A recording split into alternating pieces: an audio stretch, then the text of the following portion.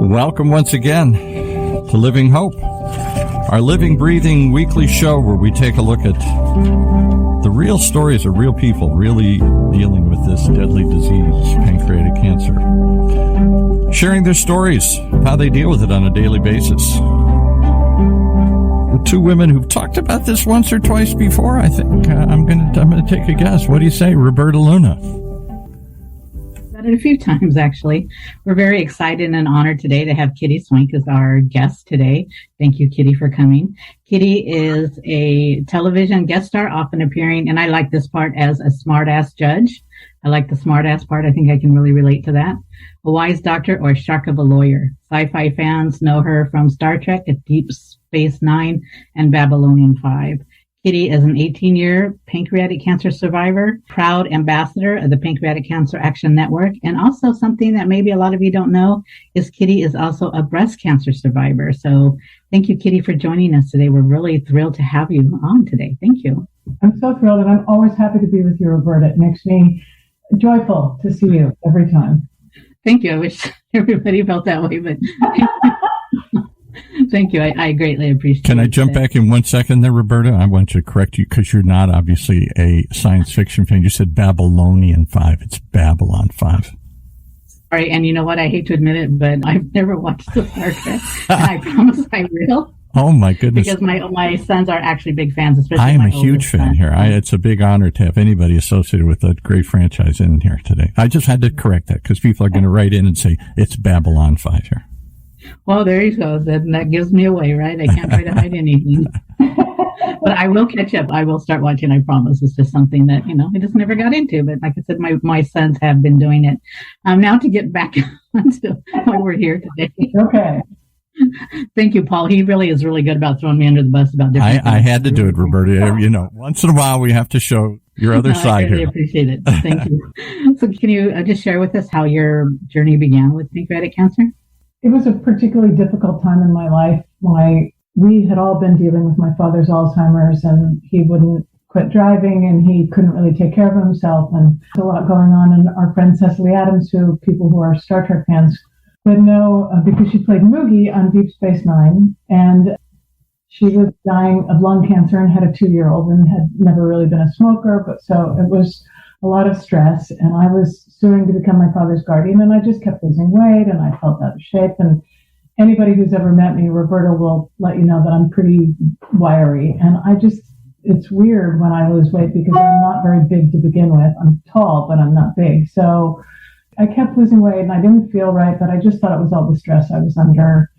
And Armin, my husband, and I were doing Hamlet, and then I was going to go off and shoot something in New Orleans, and I just started feeling worse and worse and worse and worse. And there was a weekend, I had stopped working out. I never don't work out. Through chemo, if I wasn't neutropenic, I worked out. It's how I keep myself from killing people. I think I'm nice, but really, I'm a cranky pants. Okay, so I admit it, I'm a cranky pants. So I stopped working out, and a friend of ours' son tragically committed suicide, and I went to see Cecily in the hospital on a Thursday.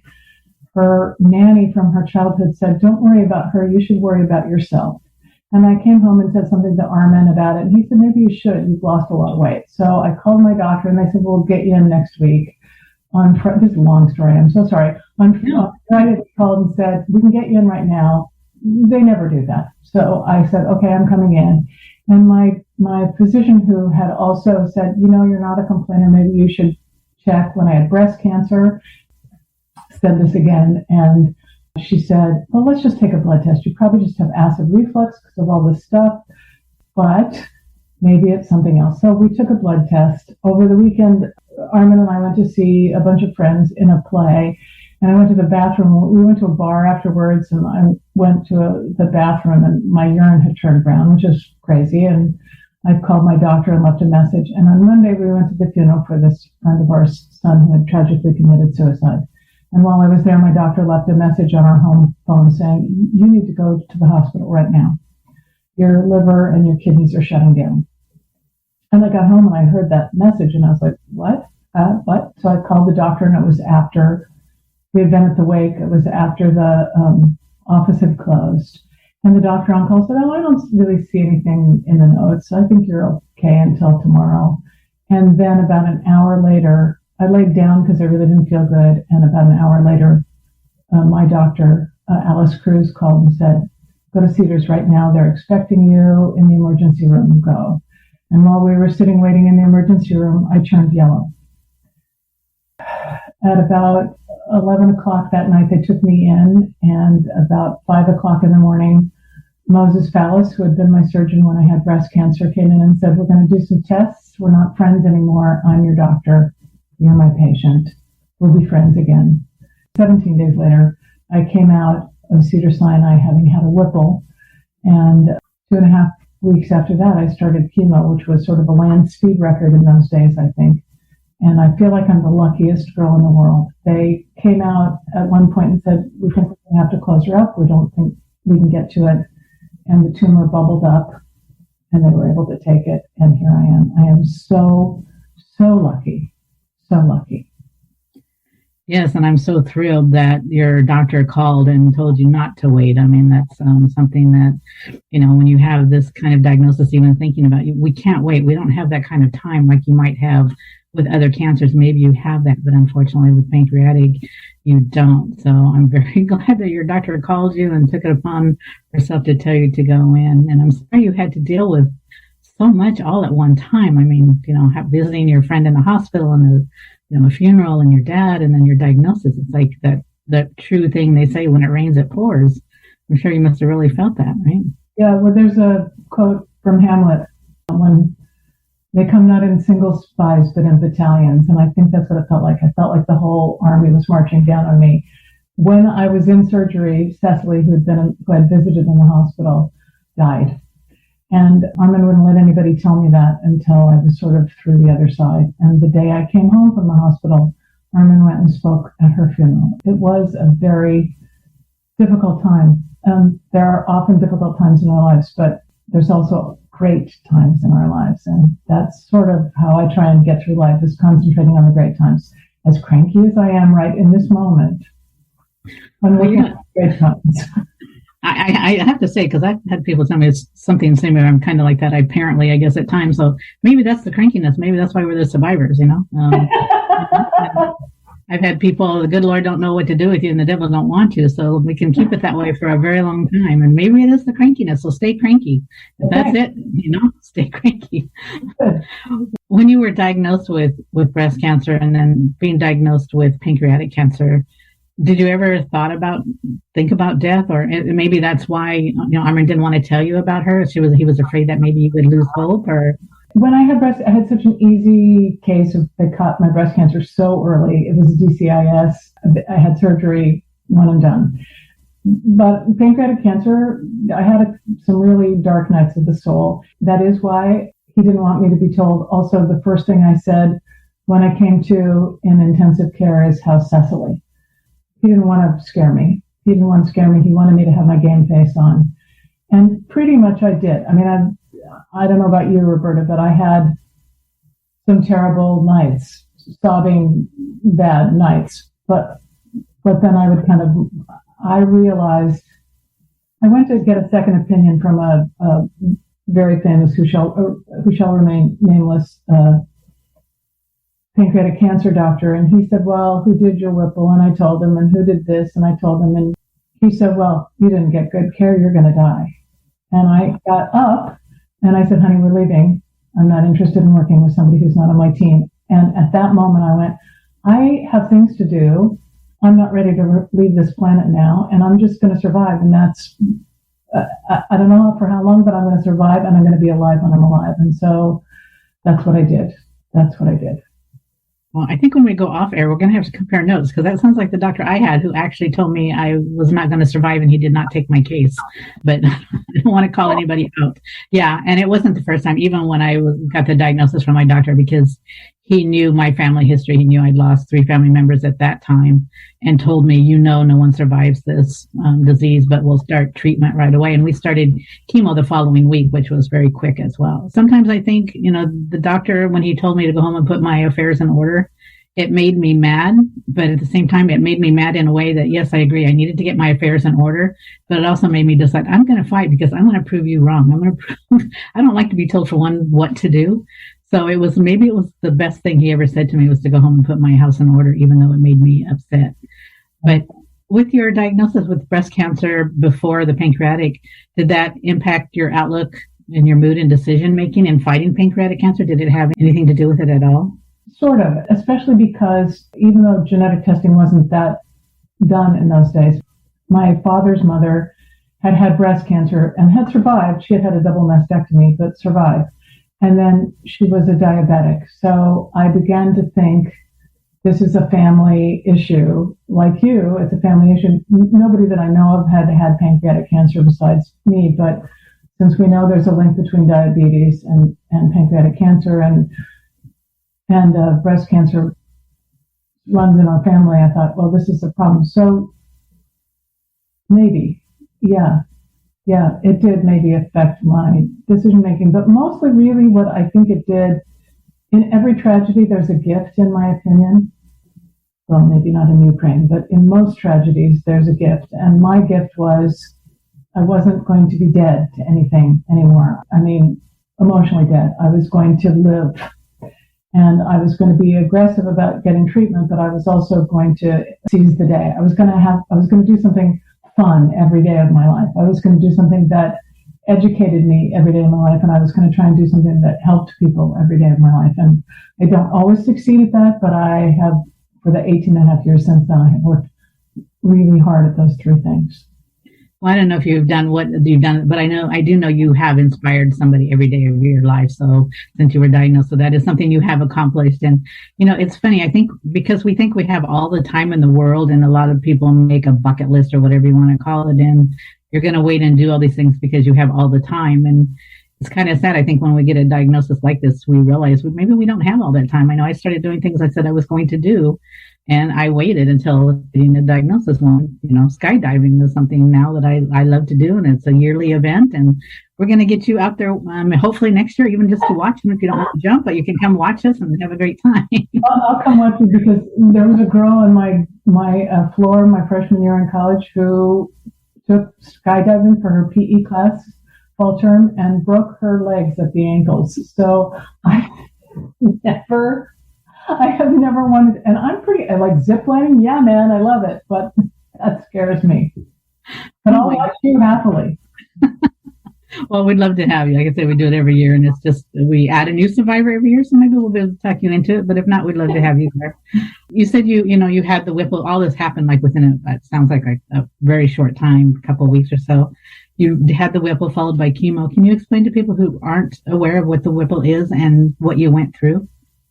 They basically get you like a fish. The surgery's better now. And at that time, about 25% of the people died on the table. I think, and it's not that at all now, they took half my pancreas, my gallbladder, half my stomach, and a couple feet of intestines and 28 lymph nodes out. So for the rest of your life, you have some interesting digestive issues. I have to say I fart like Toby Belch. Sorry, world, but I do. And it took me a long time. I was 5'10". I'm now 5'8", but I was 5'10" at the time of diagnosis, and I got down to 90 pounds. Part of it was I couldn't digest food. I take medication every day of my life, every time I eat, to digest food, because I can't do it for myself anymore, really. I have trouble with sugars and fats and all those things. And I remember one of the first people who called me, I'm probably through my first 3 rounds of chemo and into doing radiation for 6 weeks, and this guy called me because his wife knew us, and he wasn't going to have a Whipple because he wasn't going to live being not able to eat whatever he wanted. And I said, you're not going to live at all if you don't have the Whipple, probably, so have the Whipple. You're operable. Most people aren't lucky enough to be operable. And he refused to do it and got sicker, and he went the Steve Jobs route, and he got sicker and sicker, and then he tried to have a Whipple, and sadly it was too late, and he didn't. So, some people are miraculous and survive going from trial to trial, but that doesn't happen very often. And he had a short, sad, painful trip through pancreatic cancer. So whatever the cost of the Whipple is, it's worth the price. It's absolutely worth the price if you can have it. Yeah, and unfortunately, I'm one of those unlucky ones who haven't been able to have it, but maybe at some point in time, I mean, the tumor is dormant for whatever reason, and we're happy with that. We'll let the sleeping giant lay, whatever he wants to do. And I truly believe in time they will come up with something, because I've seen so many changes when I was first diagnosed, and others who were in similar circumstances, they didn't survive because it was inoperable. And I'm still here, and I've seen the changes that surgery has made, and hopefully, they will find something, and my tumor will stop being kind of stubborn and move away from the artery instead of more into it, so we can get it out of there. But for now, it's fine. But I agree, if there's something you can do it, because life is so precious, and it doesn't just affect us; it affects our families as well. And think about who you're leaving behind and what they will be going through. So it's a family disease. If there's no question, it's everybody in the family is involved. You're right, and Vic says that all the time. It doesn't just affect the patient, it affects the whole family, and you have to look at it that way.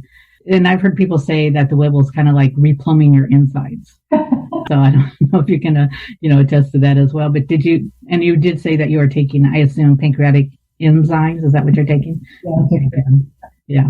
So, and are you a diabetic? Did they take enough of your pancreas out that's made you a diabetic, or no? I've been skating on the edge of pre-diabetic for quite a while, so I watch, well, I don't always watch what I eat, but I mostly watch what I eat. Luckily, I haven't flipped over, but I assume at some point I will.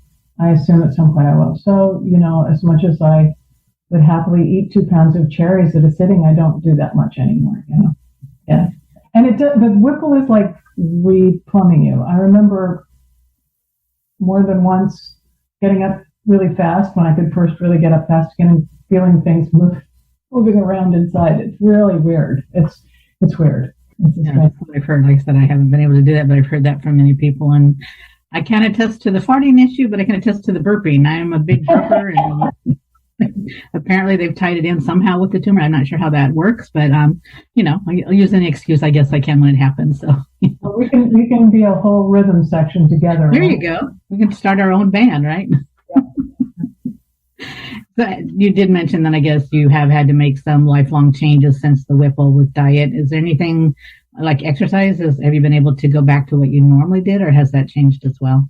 I never really stopped exercise. I mean, I have stopped some, like I don't run anymore, but not because of the Whipple. And after the Whipple, right before my 60th birthday, I think, right before my 60th birthday, I was asked to run for the Miller Family Foundation, which does extraordinary things, particularly with City of Hope in terms of patient services.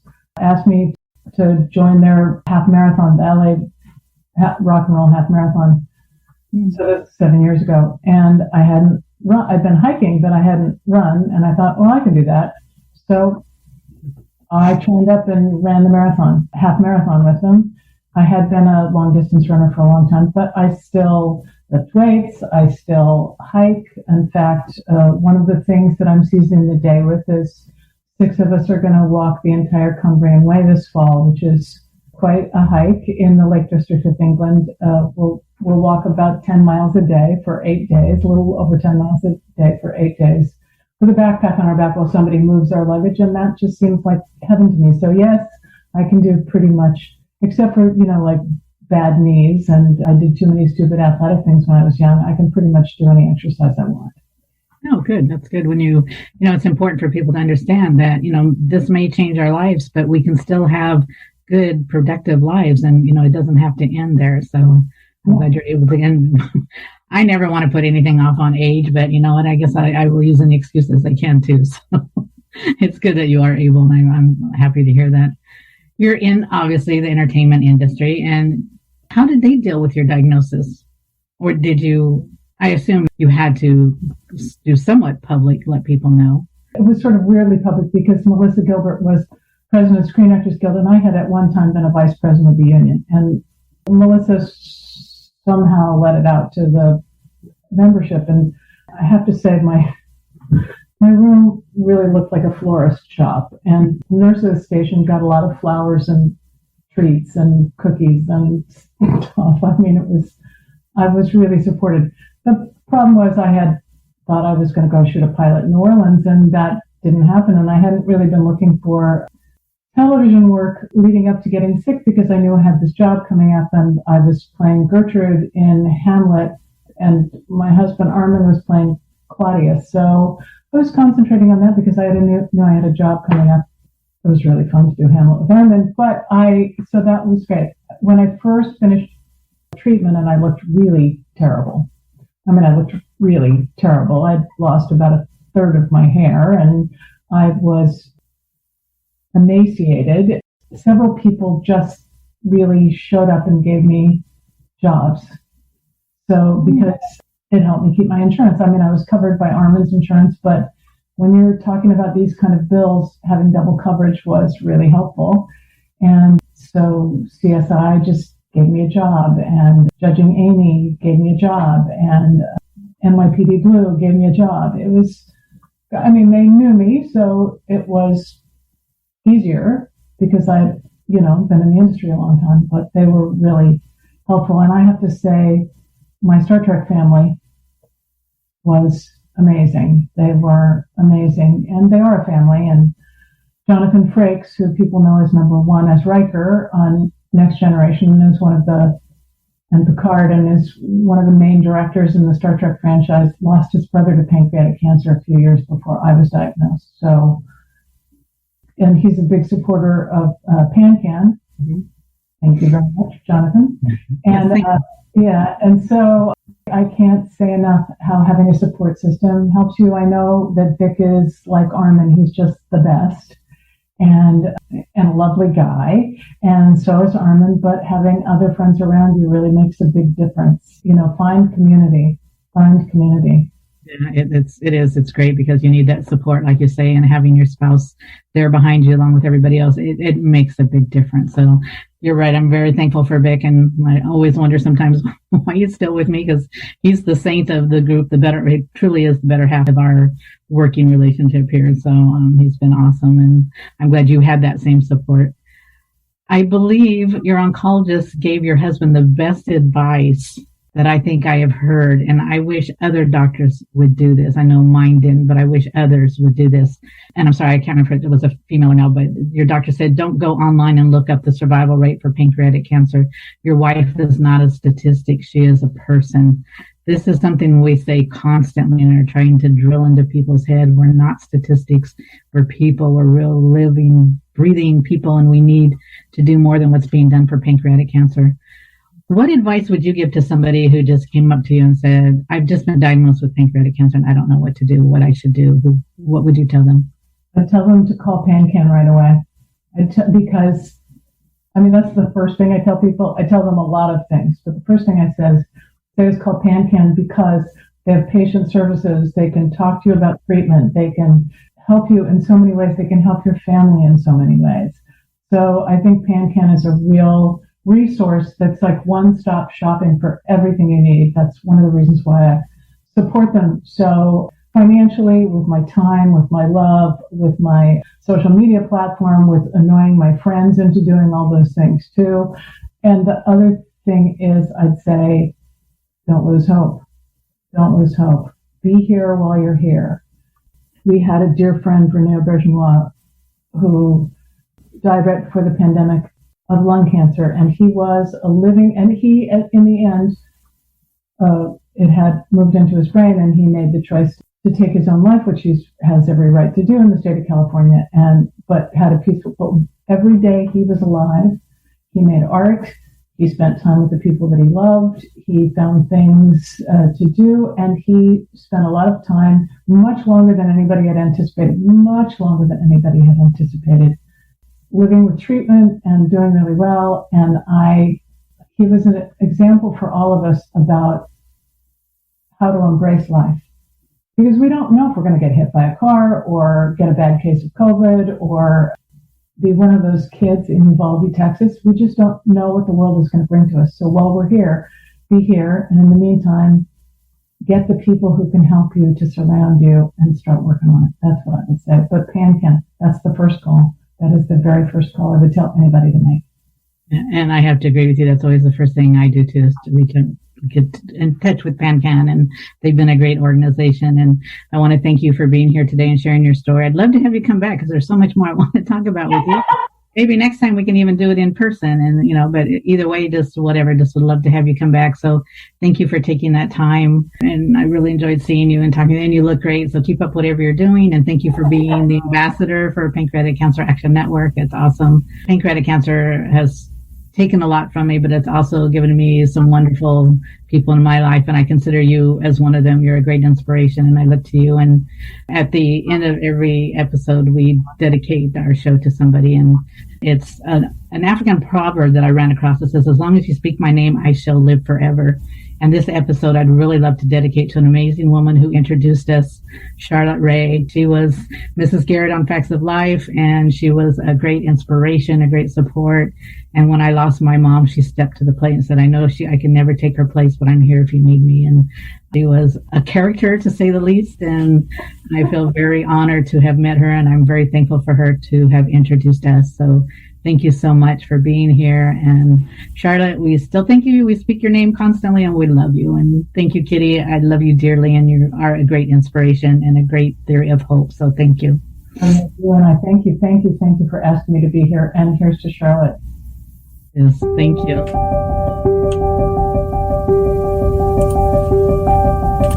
Well, there you have it. Some more reasons that you should tune in each and every time to our show, Living Hope, a weekly journey designed to provide hope, inspiration, and education for those living with pancreatic cancer, sharing the real-life stories of those really affected by this deadly disease and how they deal with it on a daily basis. If you'd like to share your own story, please contact us here at the station, or if you know anyone who needs help, like right now, lots of resources. Let's start with PanCAN. Call patient services at 877-2 PANCAN for the Pancreatic Cancer Action Network.